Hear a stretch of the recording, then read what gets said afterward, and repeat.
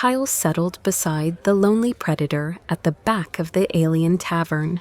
Instantly, he failed to understand why all the eyes and antennae swiveled toward him.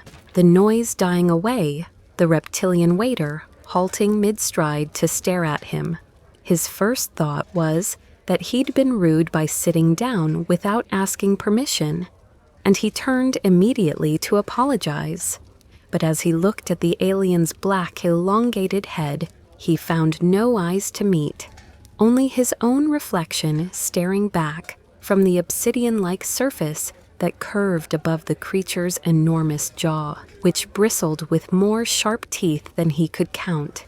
"I'm sorry," Kyle said quietly. "I should have asked before sitting down. Was I being impolite?" He glanced around the tavern, hoping the alien heads had turned back to their own conversations, but every eye and antenna remained fixed on him. He and the huge bipedal predator were still the unwavering focal point of the entire room. The creature with the enormous head said nothing. Instead, it slowly opened its mouth wide, revealing wet teeth and salivating lips as an uncomfortably long tongue slicked out toward Kyle's face. The appendage moved like a snake, weaving closer and closer, almost tasting his skin, but never quite touching. Kyle looked around again, only to find the room utterly frozen, every patron locked in place like statues. This was when he truly felt he had done something terribly wrong and decided to excuse himself. "I'm sorry," he said, his voice shaking slightly. "I just wanted to ask a few questions, but I can see my presence is disturbing everyone. I'll leave now." Before Kyle could even begin to stand up, the creature spoke. Its voice was deep and resonant as it said, "I will answer your questions if you share a meal with me, human." "Really? That's great, thank you." Kyle said, genuine happiness flooding through him. But his relief lasted only moments.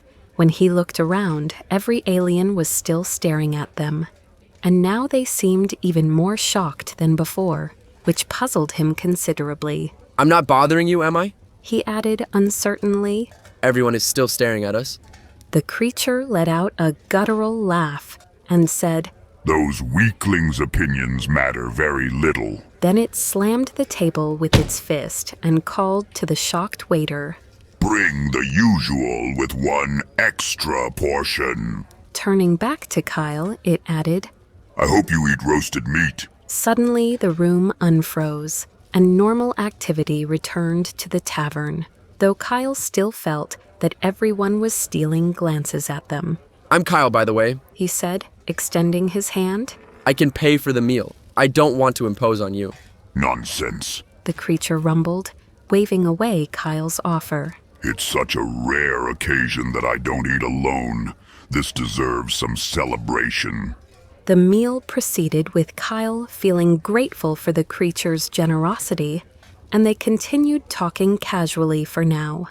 The creature introduced himself as Khazar, and when the waiter brought their food, the conversation flowed easily as they exchanged stories about both Earth and Khazar's homeworld, a volcanic planet called Zintar that Kyle had never heard of before.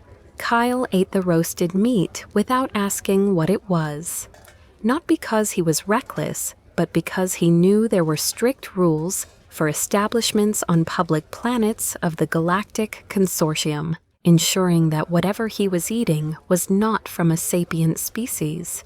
Besides, it genuinely tasted good. At the end of the meal, Khazar asked, "What are your questions, brave human? What is so important that you would tolerate sharing a meal with me?" Kyle shook his head, denying he had been tolerating the meal. "I wasn't tolerating anything," he said. "Our conversation has been truly interesting." "I know that isn't true." Khazar replied matter-of-factly. "I'm well aware that my appearance is not pleasant to other species." He paused, then continued. "You truly must be desperate to have done what you did." "That's not true either." Kyle insisted. "My question is something I could have asked anyone in this tavern. I just decided to try my luck with you first." Khazar's serpentine tongue slipped out again. undulating in the space between them as he uttered a single pointed question. Why? I don't know. Kyle admitted honestly. It was just a feeling, I suppose. He paused, then continued. The way everyone was avoiding this table made you seem like you might be the boss around here or something. That led me to think you were probably a well-connected individual. The deep, guttural laughter rumbled from Khazar once more. You are quite perceptive, He said. I am indeed well connected. So tell me, friendly human, what do you need?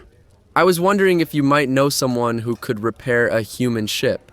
We had to make an emergency landing here because our ship, our old clunker, just won't warp anymore.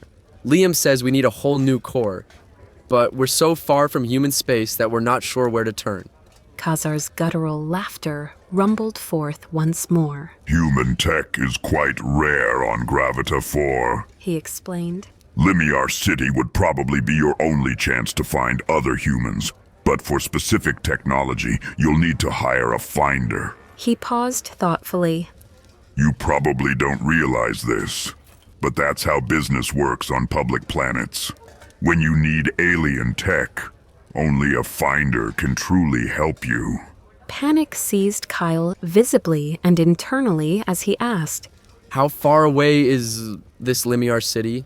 His distress only deepened as another realization hit him. He had no idea how they could possibly transport the ship there or bring a core back here.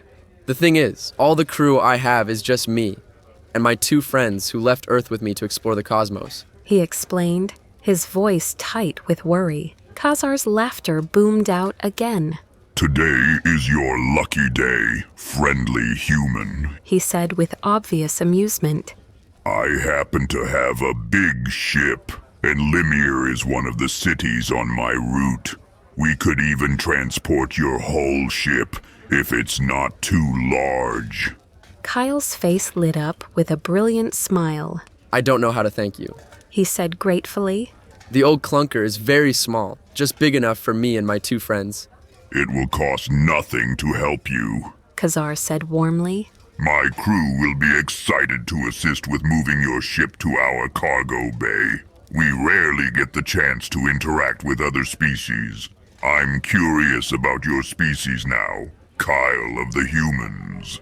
That night, they left the tavern together under the watchful gazes of countless stunned alien eyes, their departure causing another wave of hushed murmurs throughout the establishment. Khazar kept his promise completely. He and his crew carefully transported the old clunker aboard their massive vessel, treating both the ship and Kyle's friends with courtesy and care, despite the surprise when both crews initially met. The journey to Limiar City lasted only a few hours, a smooth planetary flight across Gravita 4's surface, with none of the mechanical troubles that had plagued their own ship. Everything went better than Kyle could have hoped. When they finally docked at Limiar's spaceport, Khazar even provided Kyle and his friends with the contact information of a finder, apparently another human named Paul, who had built a reputation for trading in alien technology. As Kyle watched Khazar's ship disappear into the star-filled sky, he couldn't help but smile at how a simple act of politeness in choosing the right seat had significantly improved their chances of succeeding. Sometimes, he thought, the universe had a way of rewarding those brave enough to reach across the vast distances between species, even when the other species looked terrifying to the eye. Thank you for watching the first chapter of the Finder series. You can find the link to the next chapter in the video description. You can also like the video and subscribe to increase your chances of being notified whenever we post a new one. Hiss.